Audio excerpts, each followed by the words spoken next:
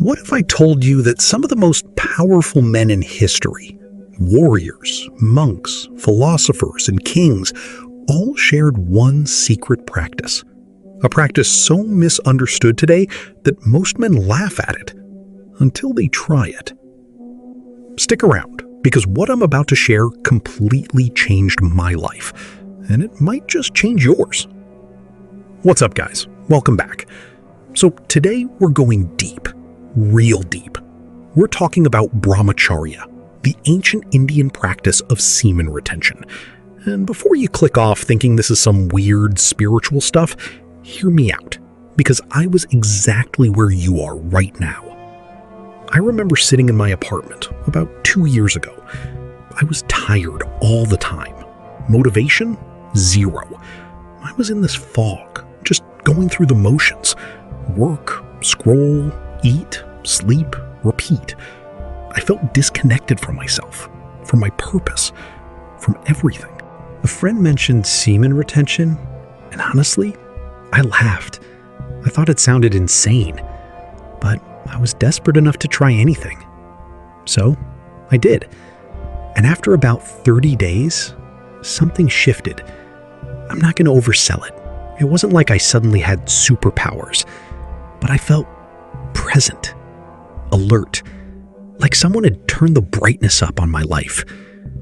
I'm now over a year in, and today I want to share everything I've learned. The ancient wisdom, the science, the struggles, and the practical stuff that actually works. Let's get into it. What is Brahmacharya, really?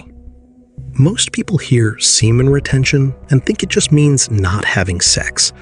That's not it. That's surface level. Brahmacharya is a Sanskrit word. Brahma refers to the divine creative force. Charya means to walk in the way of. So Brahmacharya literally means walking in the energy of creation. Think about that for a second. The ancient Vedic texts, some of the oldest human writings we have, taught that a man's sexual energy is his most potent life force. They called it ojas. And ojas wasn't just about reproduction. It was considered the fuel for everything: physical strength, mental clarity, spiritual power, charisma. The Charaka Samhita, one of Ayurveda's foundational texts, says that semen is the last and most refined product of the body. It takes roughly 40 days for food to transform all the way into ojas. 40 days. That's how precious this energy is considered. Now, here's where it connects to Taoism, because this isn't just an Indian concept. In ancient China, Taoist masters called this energy Jing. They believed ejaculation depleted your life force, your vital essence. Their manuals on sexuality, some dating back over 2,000 years, were literally written to teach men how to preserve and circulate this energy instead of losing it. Two completely separate ancient civilizations, thousands of miles apart, arrived at the same conclusion. That's not coincidence. That's wisdom. What modern science actually says. Now, I know some of you are thinking, okay, cool ancient stuff, but what does science say? Fair question. Here's what we know. A 2003 study published in the Journal of Zhejiang University found that testosterone levels spike significantly around day 7 of abstinence. We're talking a 45% increase. And testosterone is the engine behind your drive, your confidence, your muscle growth, your assertiveness, all of it. There's also solid research on dopamine. Every time you ejaculate, especially to pornography, your dopamine system takes a hit. Your brain gets flooded, receptors downregulate, and over time it takes more stimulation to feel the same reward.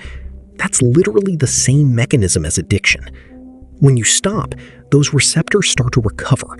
Your baseline sensitivity to pleasure, to real things like connection and achievement, comes back online. I noticed this personally. After 45 days, I started genuinely enjoying things I'd become numb to. A good workout, a conversation, sunlight. Sounds small, but when you've been numb, those things feel enormous. The real benefits. what I've experienced personally.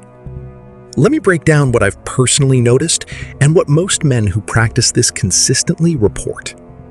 Number 1, mental clarity. This one hit me fast. The brain fog lifted. Decision-making felt cleaner. I stopped second-guessing myself constantly. Number 2, energy and drive. I started waking up before my alarm. Not because I forced myself, because I actually wanted to get up. That restless, purposeful energy had to go somewhere, and it pushed me toward my goals. Number 3, confidence.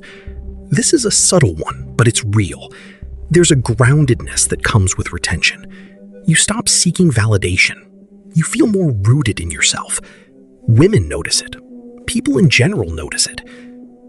Number 4, charisma and presence. I'm not sure exactly how to explain this scientifically, but men who practice retention consistently report that people are more drawn to them. Eye contact feels different. Conversations flow. There's a magnetism that builds. The ancient texts described ojas as literally radiating outward from a disciplined man. I believe it.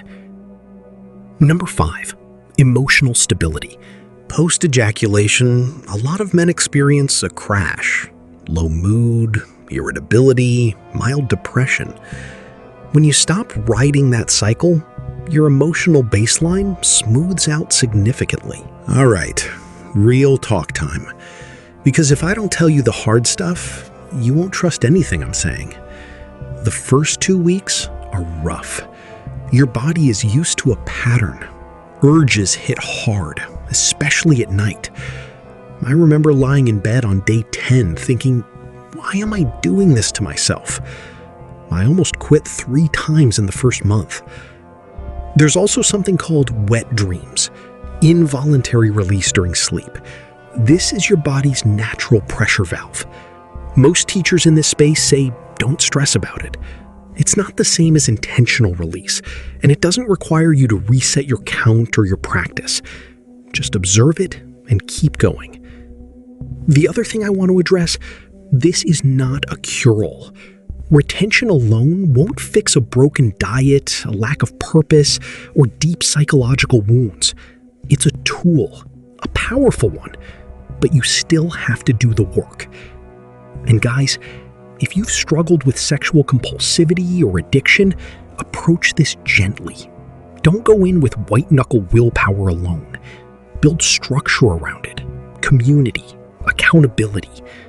That's what makes it stick. Okay, let's make this actionable. Here's what worked for me. Tip 1, remove the trigger environments.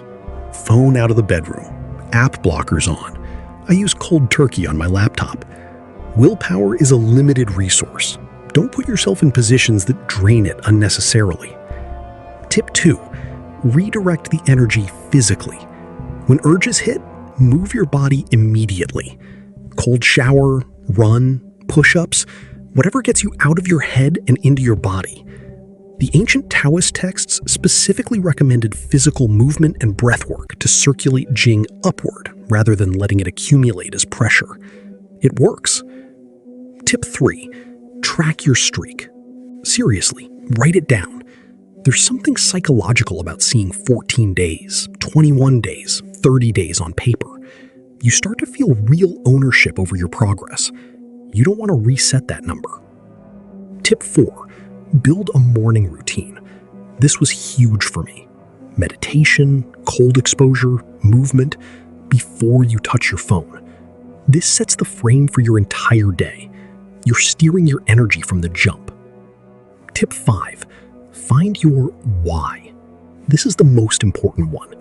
What are you channeling this energy toward? A business? A craft? Your fitness? Your family? Retention without direction is just suppression. With direction, it's rocket fuel. Write your why down. Put it somewhere you see it every single day. Here's what I want you to take away from this. The ancients weren't primitive. They were attentive.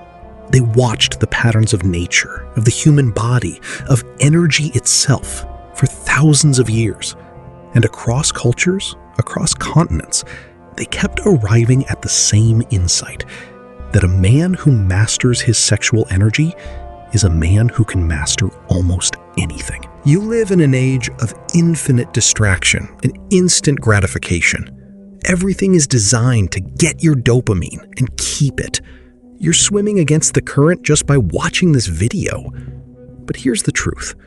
The men throughout history who built empires, wrote masterworks, led movements, raised great families, they understood discipline.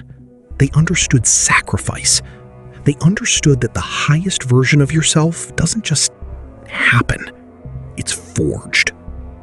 Brahmacharya is one of the oldest forges in human history. I'm not asking you to be perfect. I'm asking you to try. Start with 7 days. See how you feel. Then try 30. Let the results speak for themselves. Because once you feel what you're capable of, fully energized, fully present, fully you won't want to go back. If this hit home, hit that like button right now. It seriously helps the channel more than you know. Subscribe if you're new. We go deep on masculinity, discipline, and self-mastery every week. Drop your current streak or your biggest struggle in the comments below. I read every single one. We're building something real down there. And check the pinned comment. I've left some additional resources and a challenge for you. I'll see you in the next one. Stay disciplined. You've got this.